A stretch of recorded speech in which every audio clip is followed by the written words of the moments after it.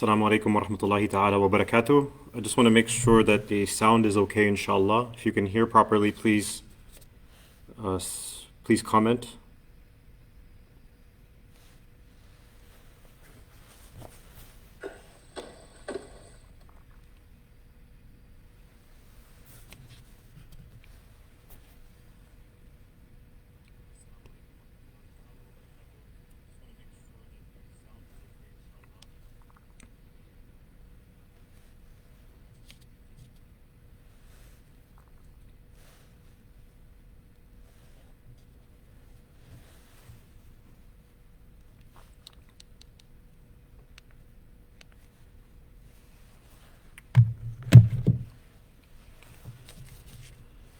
Jazakallahu khairan. Bismillahir Rahmanir Rahim.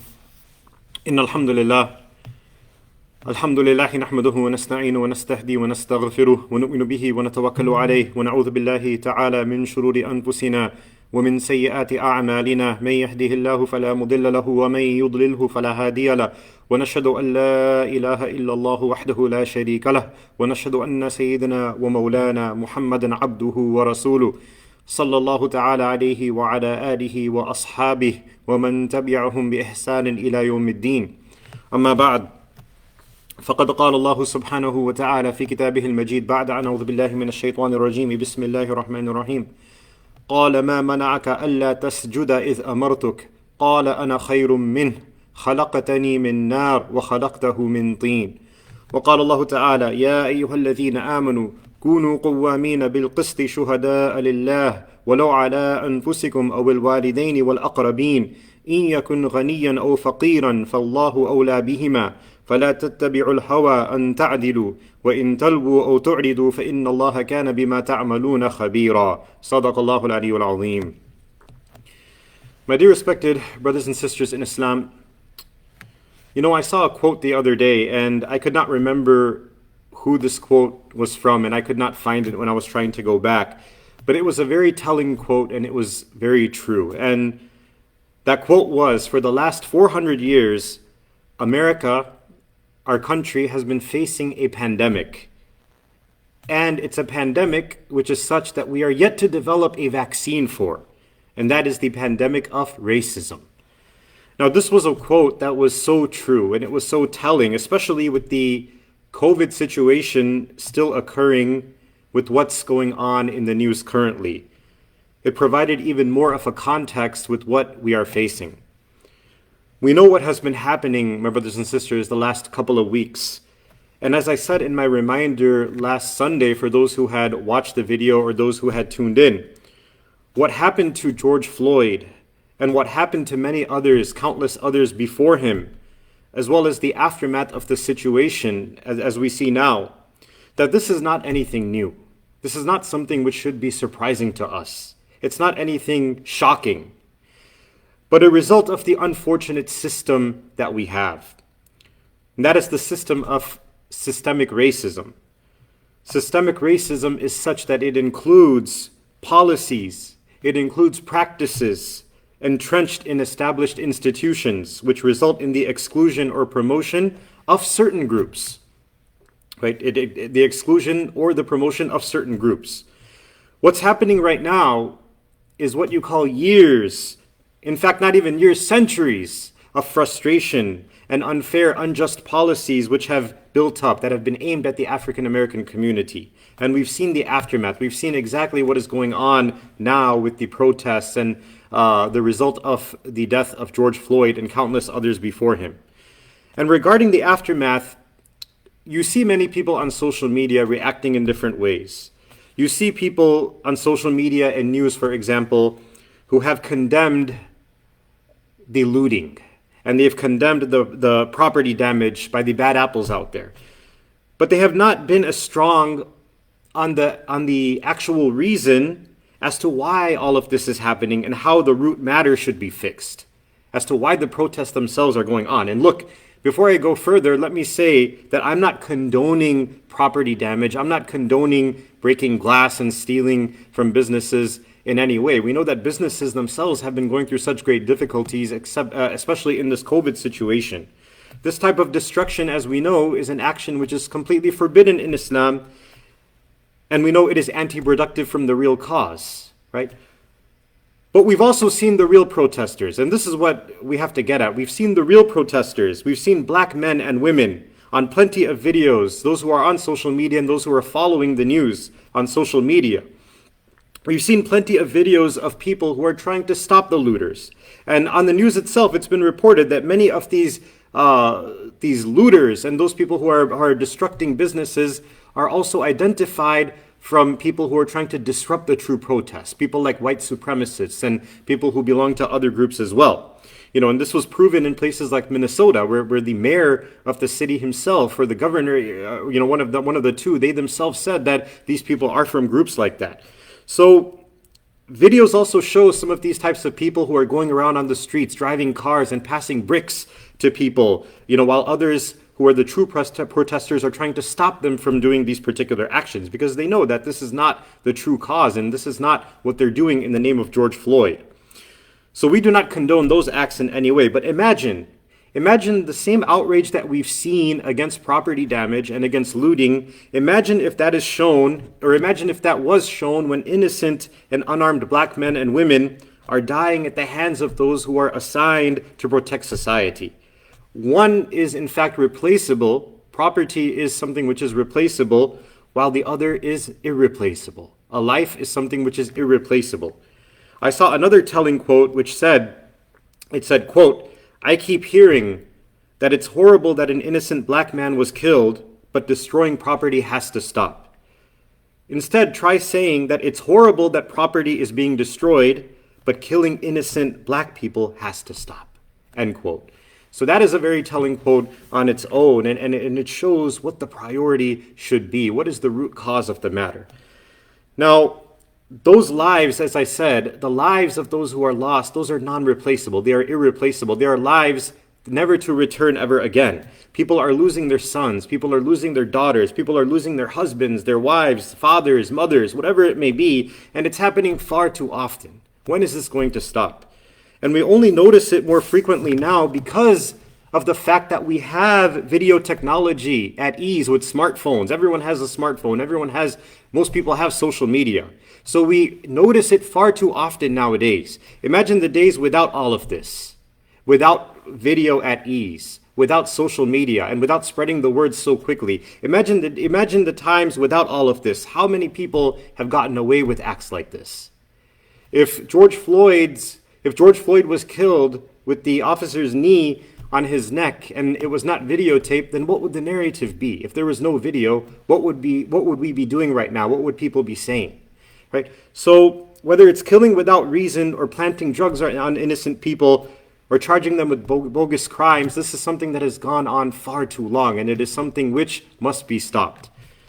We can see that this officer who put his knee on the throat of George Floyd, even though he knew he was on video in broad daylight, and he still didn't care.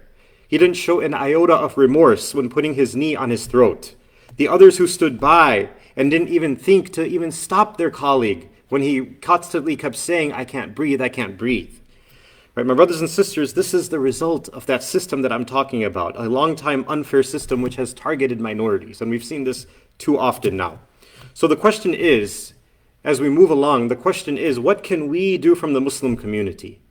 I'm talking about the non-African American Muslims from amongst the Muslim community, the Desi Muslims, the Arab Muslims, the Southeast Asians, so on and so forth. What can we do in this situation to stand with the African American community in support? There are many people who are out there from within our community who want to do something. They want to do something to help, but they are unsure of what to do.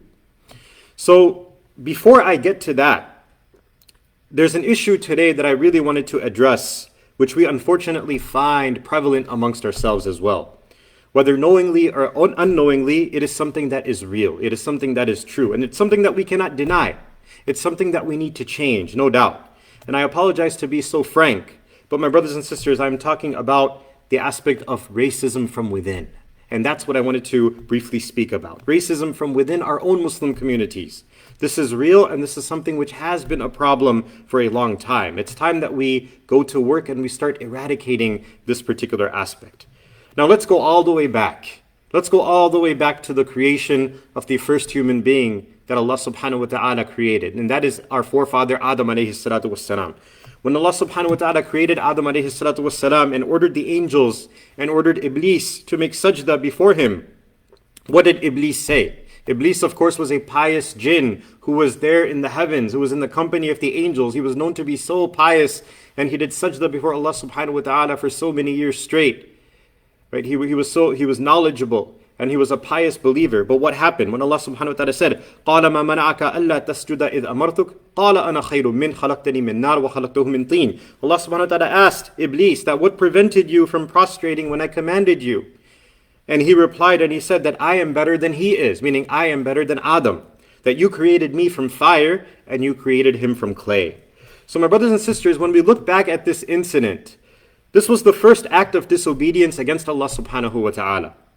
It was the first act of arrogance. It was the first act of saying that I am better than so-and-so because of my appearance. It was so severe that Iblis became accursed for eternity. Now Iblis, of course, had the opportunity to live in the heavens, live amongst the angels, and witness the greatness of Allah subhanahu wa ta'ala, witness the greatness of Jannah and the greatness that is around. And yet, even though he witnessed that greatness and he knew the power of Allah subhanahu wa ta'ala, yet he still disobeyed Allah subhanahu wa ta'ala, which is why he became accursed forever and ever. He became accursed for eternity. So what's different from that? What's different from that than having the mindset that we are white and they are black? We are brown and they are black. We have lighter skin tone and they are darker, right? And fairer is superior than darker skin, and so on and so forth. The mindset that many people have nowadays. This is an issue that's prevalent not only in our society, but in our back home countries as well, whether it's in the subcontinent, whether it's in Gulf countries, whatever it may be, it's quite predominant. Right? And it's an issue here at home as well. Now let's look at it from another perspective as well. I've seen a number of times as an imam. As an imam, I've seen a number of people who have come to my office. For example, a Desi or an Arab sister wants to marry a righteous African American brother or vice versa. And this person is not only righteous, but has compatibility with the other. They are compatible with one another. The other is, subhanAllah, able to maintain the other, able to care for the other, so on and so forth, whatever it may be. Yet they are turned down by their family immediately, no chances even given, simply because of one factor, because of their skin tone, because of their skin color. Even though there is compatibility within that marriage and they have love for one another, but still they are turned down simply because of that. There are others who don't even know how to approach their families and their parents or whatever it may be, because they know what the reaction is going to be immediately. So they try to seek out advice. How do I approach my family? It's a shame that conversation even has to happen, because indeed this is something that is going on. So if this is our case, then we have to realize that we are being hypocritical when speaking out against racism and bigotry against the African American community. And I'm being real about that. I've seen this issue time and time again as an imam. I've seen this issue time and time again as a community leader of our masjid. Until we make our African American brothers and sisters and reverts feel more welcome in our prayer spaces and gatherings, until we greet them properly, until we smile at them, until we talk to them as we talk to others, then we are being hypocritical. Many times they feel alienated and they feel isolated, and I do not blame them because of the way that we act. Right? So in our back home countries, you see this whole market of things like skin whitening creams and how fairer is considered better and prettier than dark. Right? Things like this will only make people have the mindset to look down at people who are in the black community. Allah subhanahu wa ta'ala is the one who created us in unique ways. He is the one who made us into different tribes and nations. He is the one who is the creator and the fashioner. If we are mocking others or deem ourselves superior to others because of skin tone, then we are in a way mocking Allah subhanahu wa ta'ala. We are mocking the way that He chose to create people. So this is something that exists within our communities, and we need to be better. We need to fix in-house first and foremost. That is important. SubhanAllah, as Muslims, we really owe it to our African American brothers and sisters to at least learn about their difficult history, to be educated about their history. Then and only then will we truly appreciate their great sacrifices and their efforts, their struggles that they had against, for their struggles that they had for civil rights, to gain equality, to gain fairness, and to gain justice. It paved the way for many of our parents to come here and to give us the lives of comfort that we are in here in this country. Their struggles are the struggles that opened the way for mass immigration when the Immigration Act of 1965 was put into order by President Lyndon B. Johnson at that particular time. Without their struggles, then who knows if that pen would not have signed that paper, and who knows if we would have been here today, right? So we owe a great deal to them. That's something that we don't realize. SubhanAllah, back in February, which was Black History Month, we had some great programs in the Iqra library. We had a couple of beautiful programs that were organized at that particular time, but only a few people took advantage of those programs. We need to really get out of our bubble, and we need to partner with legitimate leadership within the African American Muslim community and the African American community in general. And we need to listen. We need to learn. We need to become educated. We need to ask questions, and we need to learn how we can show our support and our love towards them. This is when one may understand, even though we do not remotely even face the struggles that they face day in and day out. Now, I'm not saying the Muslim community is free of struggles. No doubt, we have things like Islamophobia, and we have our own struggles. But comparatively, with the struggles that the African American community has faced for hundreds of years, it's nothing compared to what they have faced. Our struggles are to a much lesser extent than the struggles of the African American community. The well-known civil rights activist Martin Luther King, who we all know, he said that in order for people to condemn injustice, they must go through 4 stages. The first stage is that people must ascertain that indeed injustices are being that they are being perpetrated, so that injustices are occurring, that we must have admittance of that. In his case, it was injustice against African Americans in the United States. The second stage is to negotiate. That is, approach the oppressor and demand justice. If the oppressor refuses, then Martin Luther King said that the third stage is self-purification, or as we call, from an Islamic standpoint, self-reformation, which starts with the question that are we ourselves wrongdoers, right? Self-reformation. Are we ourselves wrongdoers? Are we ourselves oppressors? And the fourth stage then is to take action after true self-examination of ourselves, take action after removing one's own wrongs before demanding justice from others. So let's look at ourselves in the mirror first. And that's what I was saying about removing racism from within. Let's look at ourselves in the mirror first, and let's decide that do we have that mindset? Do we have that mentality? Before we demand justice for others, let's remove it from ourselves, and then let's move on to that. That is something important, and that is the same thing that Martin Luther King himself said, as we can see over here. SubhanAllah, when it comes to an Islamic and a Dini standpoint, we ourselves are so fortunate to have the greatest of all examples, and that is the example of Rasulullah sallallahu alaihi wasallam. The Arabs, as we know, at the time of Nabi sallallahu alaihi wasallam, we know the Arabs were a very proud people, especially when it came to their lineages, when it came to their forefathers, where they came from. That is something that they used to be so proud of, and they used to boast about it. Nabi sallallahu alaihi wasallam, when it came to Islam eradicated these types of things. Rasulullah sallallahu alaihi wasallam used to warn the Arabs. He used to warn and he used to say, this is a hadith narrated by Uqba ibn Amir radiyallahu anhu. He says, أن رسول الله صلى الله عليه وسلم قال إن أنسابكم هذه ليست بسباب على أحد وإنما أنتم ولد آدم طف الساعة لم تملؤوه ليس لأحد فضل إلا بالدين أو عمل صالح حسب الرجل أن يكون فاحشا بذيا بخيلا جبانا. So Uqba ibn Amir, he reported that Nabi sallallahu alaihi wasallam said, verily these lineages of yours cannot be used to disparage anyone. You are all the children of Adam, going back to him equally, and cannot be exceeded. No one is favored except by religion and except by good deeds. It is enough sin for a man to be vulgar, to be shameless, to be miserly, and to be cowardly. This is a hadith that's mentioned in Musnad Ahmad. So we can see what Nabi sallallahu alaihi wasallam used to preach about that aspect of lineages, that do not boast about it, rather it's about taqwa, it's about what is in your heart, it's about righteous deeds and righteous actions. So this is a society which had issues from within. Tribes would fight one another. There would be infighting, let alone welcoming those who were from the African continent or those who had dark skin. They had infighting.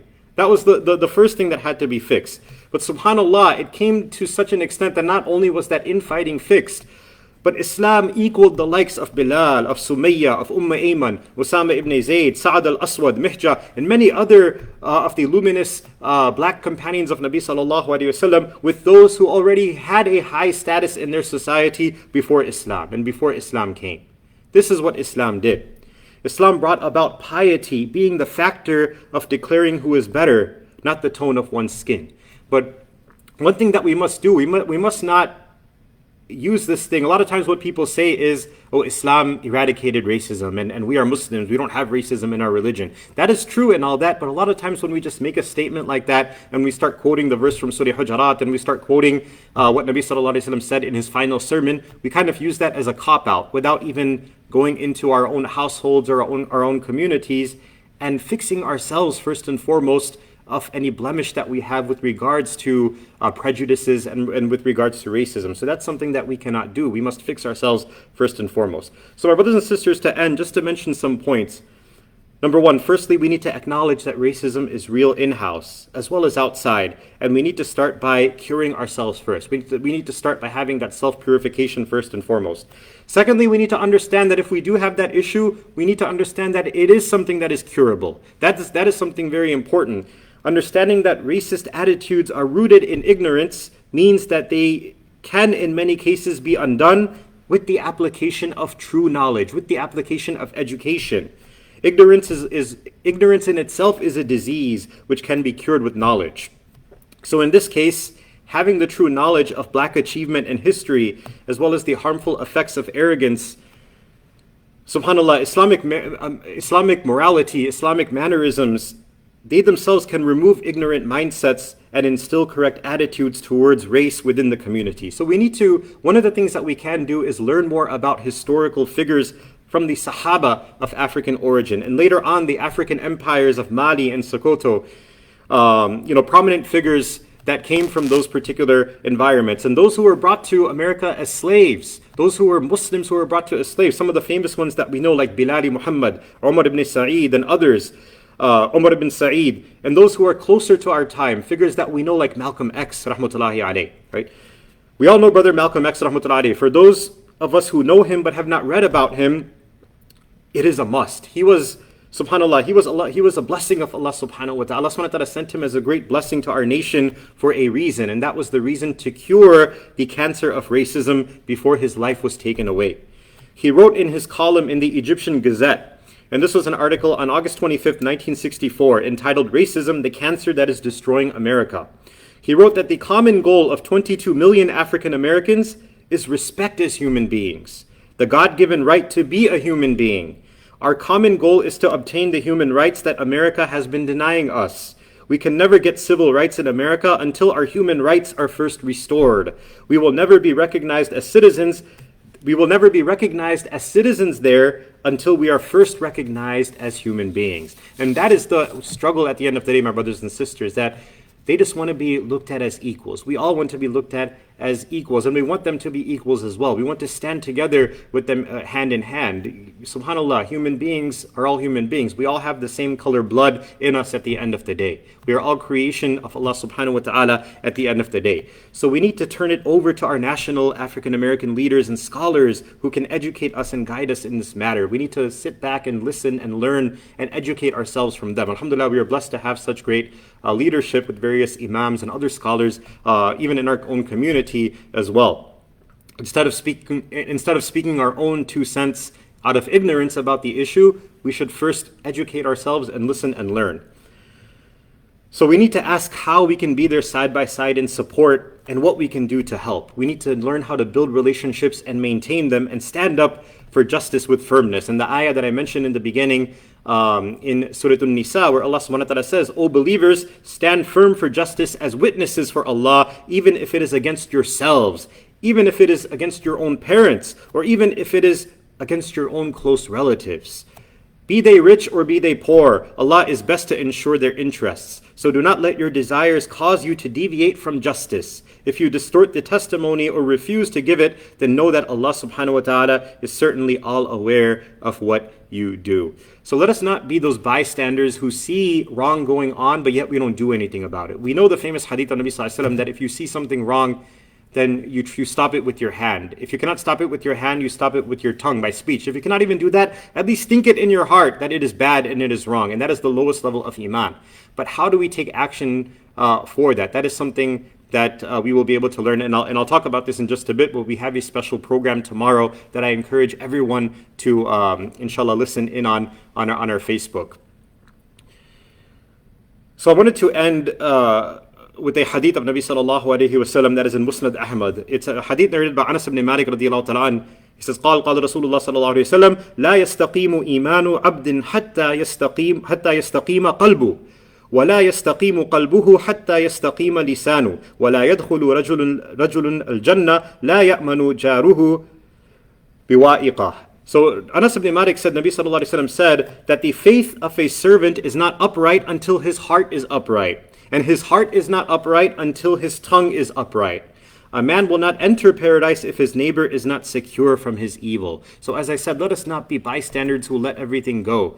You know, subhanAllah, we had talked about the whole incident of Surah Buruj and about the evil king, the evil tyrant king who had made the fire for the believers at his time and thrown the believers into the pit of Jahannam. If you look at the tafsir of that surah, even those who were the bystanders, who were the people of the king at the time, who were not believers, but they were people who followed the religion of the king, and they could have done something to speak out against the tyranny of the king, and they were instead on the sidelines over there being witnesses to what was occurring. Allah subhanahu wa ta'ala even punished them as well, just for being bystanders, just for being those who were on the side as witnesses, and they did not have the ability to speak out. So at the least, we should do what is right.